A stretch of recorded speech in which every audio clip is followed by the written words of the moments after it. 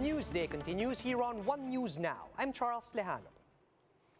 The Interior Department says Gwyneth Chua, or the woman who prematurely left her quarantine facility, will be facing cases once she recovers. Interior Secretary Ed Año says Chua, also known as Poblacion Girl, will be held liable for violating health protocols. PNP Chief Leonardo Carlos also said that he has tasked units to investigate the case, while NCRPO Chief Vicente Danao Jr. said they're ready to provide additional security for hotels if needed to avoid a repeat of the incident. Meanwhile, in a statement, Berjaya Makati Hotel confirmed that Chua did check in at their hotel for quarantine. Management vowed to hold employees connected to the incident accountable for the breach of health protocols. They also apologized to the public for failing to stop Chua from jumping her quarantine. The company insists that this is the first time in 2 years that this has happened. The health department says about 50 million Filipinos have been fully vaccinated. That's almost 65% of the total target population of 77 million Filipinos. Health Undersecretary Mirna Kabutahe says they will recalibrate this target figure soon to account for the vaccination of minors aged 5 to 11. Meanwhile, Kabutahe said they are still facing challenges with the rollout of booster shots. To date, we have 1.8 million that have been boosted. In a sense, madalang kasi may mga reports kaming naririnig na maraming gusto magpa-booster hindi available sa bakuna center. Kaya magpapadala ulit tayo ng patalastas that they should already be giving the booster. The other one also is they're afraid na mas kuwan kasi ang side effect, mas malala ang side effect ng booster dose kumpara sa mga primary series. Meanwhile, the city government of Manila is implementing new policies in light of Alert Level 3 in Metro Manila.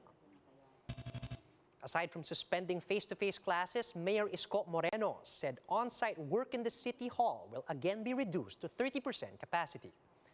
The newly refurbished Manila Zoo will also remain closed, while quarantine facilities will be reactivated. Curfew hours will also be strictly implemented for minors in the city. To implement strictly yung curfew sa mga minor de edad. Okay? Effective tomorrow, 10 p.m. to 4 a.m. Bawal pong lumabas ang minor de edad. No entry in the malls. Unvaccinated minors and adults. Hanapin ang vaccination card. They have to present. Ganun din sa ating mga pampublikong sasakyan. A health expert believes that people should start masking up at home to prevent the spread of COVID-19. Speaking on 1PH's Sa Totoo Lang, NITAG member Conky Lim Quizon explained that no one can really be sure whether they're exposed to the virus. Hence, people should wear face masks at home to avoid infections. Lim Quizon also urged people to continue following other health protocols such as physical distancing and frequent hand washing. Para sa akin, lalo't papasok sa bahay mo yung kahit na mahal mo sa buhay, di mo alam kung saan siya na-expose. Mag-mask muna tayo at keep on hand washing.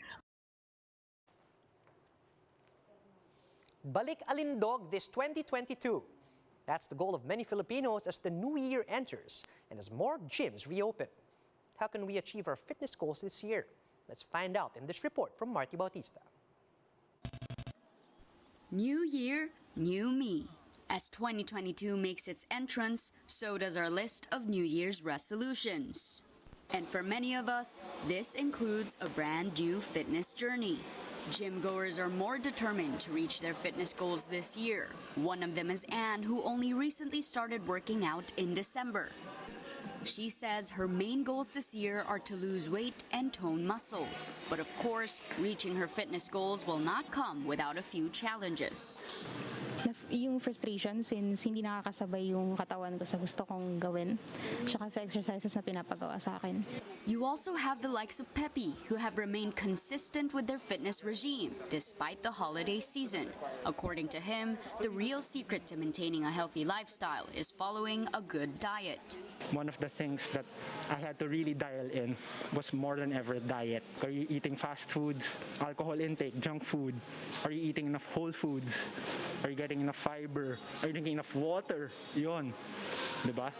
The little things, exactly. Kasi people tend to overlook it na they think, I can do whatever I want because I want to burn it. I can burn it anyway. For Chris, who's a doctor by profession, it's important to practice what you preach. I want it to be congruent with my practice, no? So I advise my patients healthy lifestyle. So dapat ako din. Kesa naman sabihan mo yung patient mo pero hindi mo ginagawa. Coach Mary explains that their gym branch sees an increase in members every time the new year kicks off. All, syempre, yung New Year's resolution para yun, healthier lifestyle dahil din sa mental health nila. Okay, so pumupunta rin sila dito para sa new environment. She admits, however, that some of their customers have expressed concerns due to COVID-19, but the gym staff ensures that all proper health protocols are in place. Pagpasok pa lang, tinatanong namin kung may vaccination card sila. Then, after nun, tinuturo namin kung paano gumamit ng mga disinfection na meron kami. And kailangan laging nakamask sila. And tinuturo din namin na kung gusto nila huminga, may breathing area kami dito para hindi sila dito sa loob mismo ng area huminga. Energetic gym goers flock to the weights room to begin the new year. Let's take a look at some of the exercises you can do to start your fitness journey. According to the Anytime Fitness coaching staff, the best exercises for beginners are those that mimic our everyday moves. These include squats that mimic our sitting position and strengthen our glutes and quads. And hip hinge exercises like the deadlift that look similar to picking up our shopping bags. For our upper body, the simple push-up exercise can strengthen our triceps and shoulders without even using any weights. Anytime Fitness Philippines encourages the public to adapt a healthy lifestyle not only to reach our body goals, but to strengthen our immune system and prevent the spread of COVID-19. For News 5, Marty Bautista. We are One News. A feng shui expert says 2022 will be a prosperous year for Filipinos. But he warns that the country may have to brace itself for huge calamities. Faith Del Mundo has the story. According to feng shui expert Tony Suvega, 2022 will be a better year for everyone. And to bring in more luck, Suvega advises wearing these colors. Mga maswerteng kulay, yung top color, blue, yung water number ending 2 ay blue yun o asul. Yun naman tigre ay kulay green. So pwedeng blue, pwedeng green. He also recommends wearing metal elements such as bracelets with bronze. Suvega also sees the Philippine economy flourishing next year. Pilipinas, maganda yung position natin ito na yung panahon ng recovery na kung baga, makaka-recover ka na ngayon 22. But the expert said that Filipinos must learn to save money in 2022 as 2023 may not be a good year. Ingatan natin kung ano man ang maiipon natin sa taong nasabi hanggang January 31, 2023 para handa tayo pagpasok ng year ng Water Rabbit. Despite seeing the possibility of the pandemic ending this year, he warns that another disaster will come, which may be a tsunami or a disastrous natural calamity. Lahat ng tao sa buong mundo ay apektado ng sinasabing kung ano man yun. There is violence with the earth. So it could be erosion, it could be lindol, it could be landslide. Sa sa kahilagaan yung tinatawag na avalanche, glacier. Mag-iingat tayo sa apoy. Any kind of friction. To counter this, Suvega said that planting trees may be helpful not just on feng shui perspective, but also based on science. For businesses, the feng shui expert said that it will be a good time to venture into water and food industry, as well in health, education, and media. But he reminds the public feng shui is just a guide and success will just depend on a person's hard work and determination. For News 5, Faith Del Mundo, we are One News. Here's a quick look at some of today's headlines. Starting today, Metro Manila residents revert to stricter alert level 3 due to the increase in COVID-19 cases. The Health Department reports 4,600 new COVID-19 infections. And leisure travel to Baguio City has been suspended amid the threat of the Omicron variant.